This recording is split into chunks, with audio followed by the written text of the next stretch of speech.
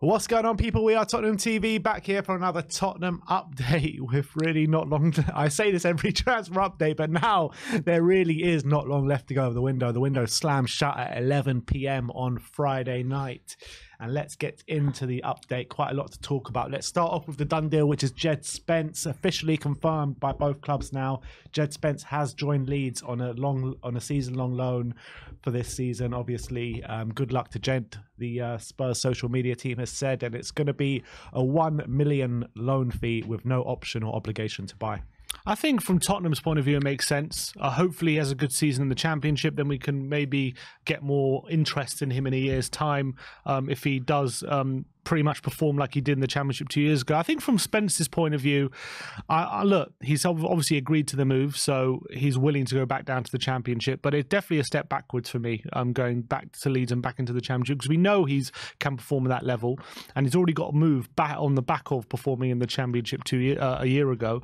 So it definitely doesn't represent a step forward in his career. Hopefully he can perform well again and be back to where he was a year ago, but I think it's a shame. I think it's an indication of how this year has gone, how the year has gone since he's come to the Premier League. That he feels the need that he has to kind of go forward. Yeah, it is a shame for him, but I don't know. Something just doesn't sit right with this whole Spence situation, to be honest. It seems as though something has happened or something is happening, and I think he'll have a good loan spell at Leeds. I think it's a team that play attacking football, and the way he likes to play football, I think he'll do well there and he'll suit their system. So if he can have any sort of year similar to what he had at Nottingham Forest 2 years ago, then I do think he'll get a move off the back of it. So let's hope he can have a good season.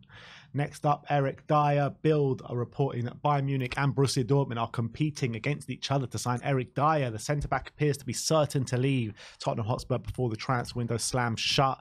And it was obviously very telling that even with the second string out, he wasn't even on the bench. So it does seem that Eric Dyer's days at Tottenham are numbered. But with Bayern Munich and Borussia Dortmund in a scrap to sign Eric Dyer, you just can't write this stuff, can you? I'll be amazed if even Dortmund coming in as well. Like the way Dyer plays, I don't see how he fits into either team, to be honest, because they like to play a high line and they like to really throw caution to the wind with how they play. And I don't know. I don't think Dyer would suit that, in my opinion, playing in the Bundesliga. But if they're willing to take the risk and take him off our books, that'll be unbelievable for us, and we can really free up another slot in the centre back to bring one in. I really hope for him he finds a home before the end of the window, because clearly he's not in Ange's plans. That's been made crystal clear, I think, with Ange's selections with the squad ever since the Premier League has started.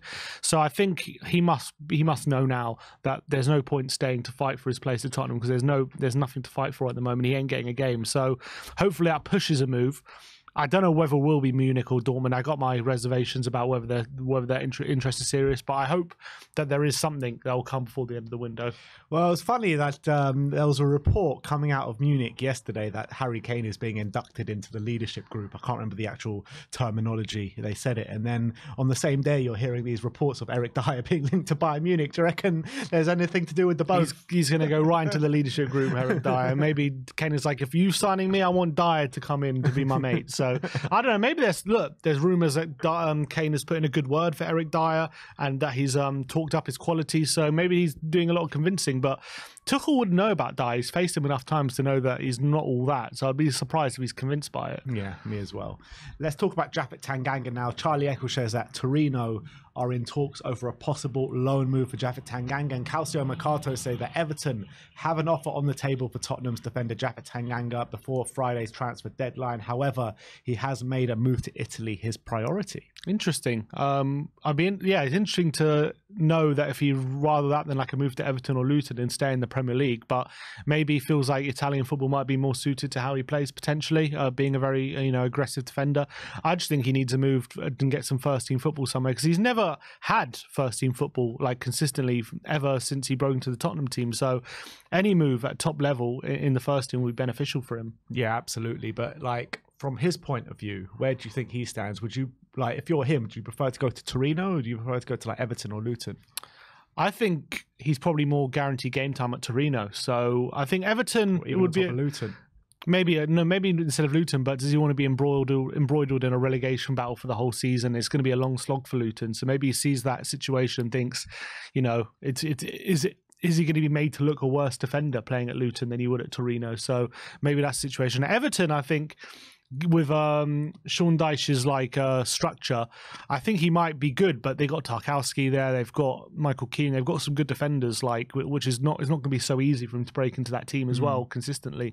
So maybe he looks at Torino and thinks, I go straight into the first team, I can show off my qualities, they're not a terrible Serie A team, so maybe he's thinking that's my best bet. Yeah, I can see that, to be honest. And you have seen kind of young English players go out to Italy, go out to Germany and really make a name for themselves. So maybe it can be the same for Japhet Tanguy, because I do think there's a player in there. He just needs minutes and time on the pitch to really prove it, injury and stay injury free as well. But let's move on. Let's talk about Tanguy Ndombele now, as Fabrizio Romano says that Genoa have reached an agreement with Tottenham to sign Ndombele on loan. Genoa now working to convince the player. Spurs want to find a solution for Ndombele by Friday, but it's up to the player now, as Genoa have made their best effort. And Damasio says that Genoa and Spurs have reached an agreement on principle for Ndombele's loan. Talks in progress on the player's side to convince the newly promoted Serie A side. Ndombele continues to have doubts over joining Genoa. He wants to join a team that's playing Champions League football. Of course he does. But yeah, I mean, that's probably how he sees himself, isn't it? He sees himself as still that player a few years ago, which was one of the most sought after centre mids in Europe. And obviously he got the big move to Tottenham, but unfortunately he's let himself down more than anything ever since that move, as much as there's been a myriad of problems at Tottenham and the other clubs. But he himself needs to get his act together if he wants to really realise his potential. And look, I don't know about him personally whether a move to Genoa is a good move, but for Tottenham for sure, to get him off the books and get him to another club, that's the most positive thing if we can do that. I'm surprised if we've reached an agreement with Genoa whether they're taking up his wages or not. I don't know their financial situation, but I'll be amazed if they're willing to fully take on his wage packet, considering how much he's on at Spurs. But it's whether Ndombele is going to agree to that move or not. It's still a big question mark. Yeah, I don't even think they take even 50% of his wages, to be honest. You're probably looking at even just getting 20-30% of the wages off the books, and that's considered like a good deal for Spurs to get Ndombele out the door. But that's literally where we're at the moment. The guy, we signed this guy up on a 200 grand a week wage packet. Someone who has just not reached any sort of levels for us that we know he can reach and that his talent can reach. And it's just really frustrating that we have to go through this every single summer with Ndombele. And I imagine this is just going to be going on until his contract expires, which is the frustrating thing. And I think he knows within himself now, with how things have gone for him over the past 2 or 3 years, even when he leaves Spurs, he ain't getting anywhere near close to the wages that he's on now. So I guess he needs to just juice these wages as much as he can. Yeah. That's just a sad fact of the matter. But let's talk about some potential incomings now. And starting off with Ansu Fati. And there is a lot of different journalists talking about Ansu Fati today. We're going to start off with Fabrizio Romano, who says that he understands Tottenham are now in contact with Barcelona to negotiate the Ansu Fati deal on loan until the end of the season. Discussions about conditions of the deal, but Barca want 100% of the wages covered. Ansu also presented to Chelsea as an opportunity, but no formal approach as of yet. And just to let you know, he is on about a 230 grand a week, so I can't really see Spurs paying 100% of those wages. Nazar Kinsella says that Ansu Fati is reluctant to leave Barcelona. Fati's reluctance and the significant costs involved have led to only tentative interests from Spurs and Chelsea. Gerard Romero says that Tottenham have requested to take Fati on loan from Barcelona. Tottenham are currently ahead in the race for Ansu Fati. He wants a move to the Premier League with Spurs, Chelsea or Liverpool his preference, but his father would prefer that he joins Sevilla on loan. Matti Moretto says that Tottenham and Chelsea are 2 options on the table for Fati. George Bannister says that a loan or obligation is being discussed between Tottenham and Barcelona as a part of a loan deal for Fati. Tony Juan Marti says that Barcelona and Mendes are pushing Fati to accept a move to Tottenham. The player himself would have preferred a move to a top club like Atletico or Liverpool, charming that. Helena Condis says that Tottenham is best positioned to take Ansu Fati on a loan for a season without a purchase option. Negotiations are progressing, and right now there is 75% chance that the player will leave Barcelona. And finally, Gary Jacobs says that Tottenham have held talks about signing Ansu Fati on loan from Barcelona, but a deal is complicated by him earning about 13.7 million a year at the Spanish Giants. The Catalan club are willing to let Fati leave but they want his salary covered in full, and they believe that other Premier League clubs, including Chelsea, could be an option, as it's not clear whether Fati wants to join Spurs. And this, to me, just seems like one of these classic ones that prop up at the end of the window and never get done. Yeah, I don't think this is happening by any stretch, to be honest. The only way I think it's worth it for Spurs is if they do agree a loan with an option to buy, and that fee is like a relatively decent fee for Tottenham. Considering his wages, I don't see why we would accept just a straight loan and just pay all his wages for a year if there's no potential of him staying. In terms of an outright transfer, I think his injury record is too messy at the moment. Is for us to commit to paying a large fee up front for him when his injuries are a big concern, whether he can stay fit. He's had a lot of injuries over the last couple of years, but we know the quality of the player. I thought he was exceptional before he had a lot of these injuries, and I think as well last season, still not where he was before injury, but he does seem to be getting back to some sort of a level to where he was. So I think he's a player with supreme ability. I do think a loan with an option to buy might be worth the risk, but whether that's acceptable to Barcelona, whether Fati wants to come to Tottenham as well, is all up in the air. Whether we're prepared to give him anywhere near the wages that he's on at Barcelona as well, I highly question. So I think there's too many things moving against this deal to even consider it a possibility, I think. Like, if he comes in on those wages, he becomes the top earner at the club. And that just doesn't sit right with me when you've got players like Heung-min Son there, who's been the captain, James Maddison as well, who's performing really well, and he's come in as part of the leadership group, Christian Romero as well.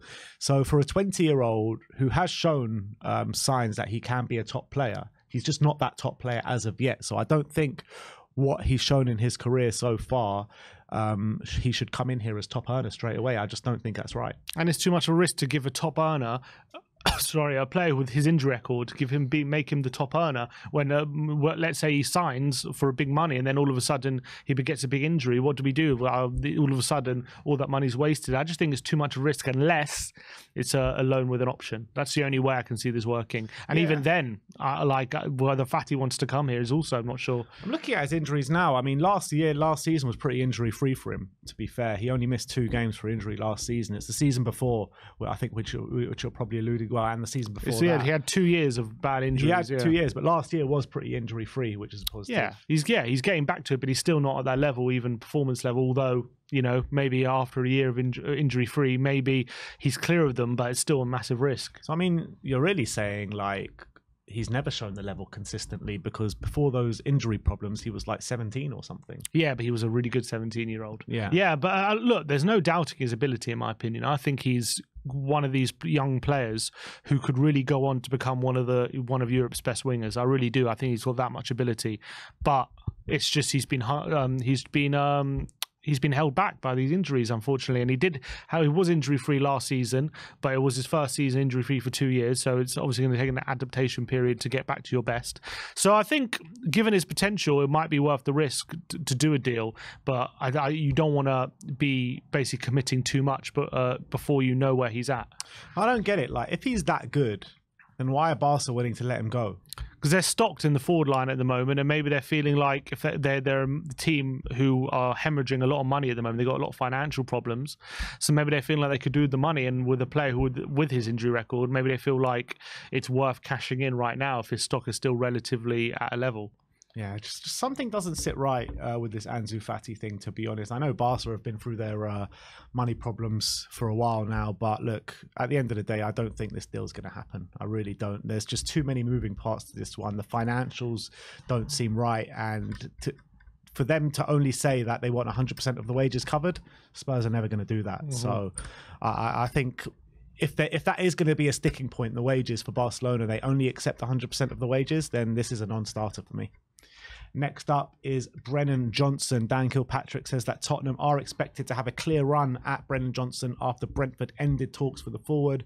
Spurs are continuing negotiations with Forest for the 22-year-old, who is valued at 50 million by the Midlands club, and are hopeful of agreeing a deal, although they need to make room in their squad by offloading the unwanted players. And Tom Ruddy says that Nottingham Forest are preparing now for Brennan Johnson's departure. The forward is set to leave this summer, with Tottenham leading the race. And when you're comparing the two, like Brennan Johnson and Ansu Fati, in terms of how easy it is to get the deal done and how likely it is to get the deal done, I think this one just seems much more likely. Although he might be a bit more expensive. It says here Gary Jacob has also just tweeted about him. He says Tottenham proposed deal for Ben Johnson will go down to the wire.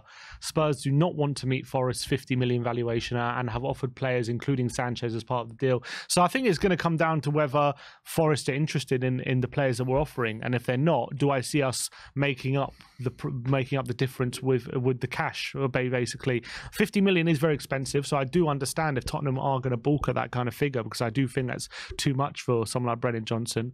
And maybe if we can include some unwanted players, it's a deal that can get done. But I think the sticking point will be how interested Forest are in our unwanted players, and if there's genuine interest there, then maybe the deal will be easier to do. But do I see Tottenham going all the way to 50 million just in pure cash? I don't. No, neither do I, to be honest. But I do think a deal can be done with some of the players going the other way. Maybe a Reguilon, maybe a Davinson Sanchez. But the whole defensive thing to me is just an absolute mess. It's an absolute mess. You've got two centre backs there, which we're happy to have.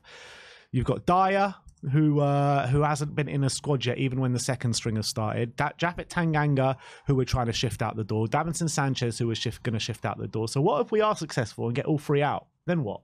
Then we have to bring one in.